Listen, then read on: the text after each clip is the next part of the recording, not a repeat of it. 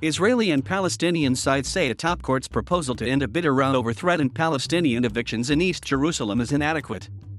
Judges suggested the Palestinians could stay in their homes in Sheikh Jarrah on condition they recognize the property belongs to a Jewish settlement company.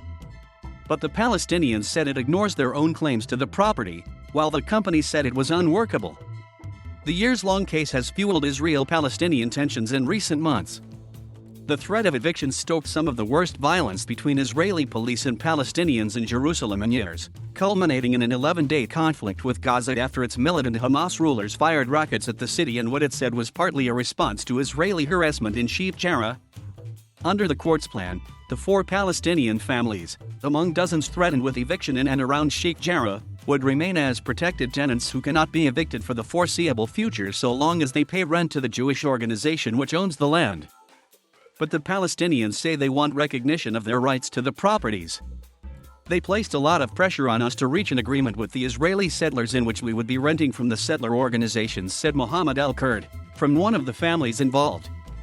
Of course, this is rejected. The family's lawyer rejected the Israeli claims to the property, but said he hoped an agreement could still be found. So if a resolution would come from the court, maybe not with full declaration about the Palestinian rights, it can be something satisfactory for the Palestinian families. However, Ilan Shimmer, a lawyer for the Nahalat Shimon company which courts previously declared the owner of the land, also disapproved the plan. This arrangement will be an empty arrangement, he said, accusing the Palestinian families of not complying with earlier rulings. The court delayed a final decision in an effort to bridge those positions, with judges asking the Palestinians to present a list of potential protected tenants.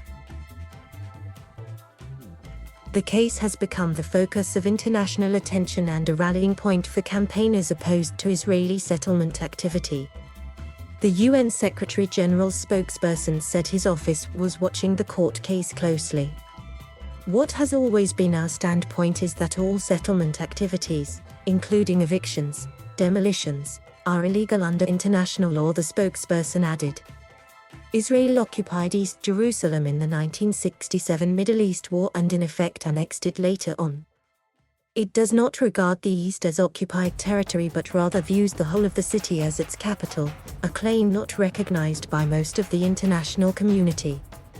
Israel says the issue of Sheikh Jarrah is not a matter for the state but a private property dispute subject to the decisions of the courts. Monday's hearing was the culmination of nearly 30 years of legal proceedings, which began when the land's previous registered Jewish owners sought to evict the Palestinian residents for non-payment of rent. The Palestinians claimed they were the rightful owners of the property, which they said had been guaranteed to them by Jordan when it settled the families there after it occupied the area in the Arab-Israel War of 1948. The Palestinians' claim was rejected by a Jerusalem court in 2020 and the eviction order upheld.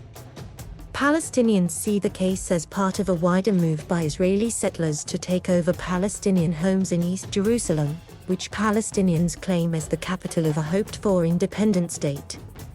In 2003, rights to land where they live in Sheikh Jarrah were bought by Nahalat Shimon, which plans to develop the area for Jewish settlement.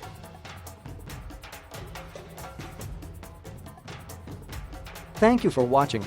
Please subscribe.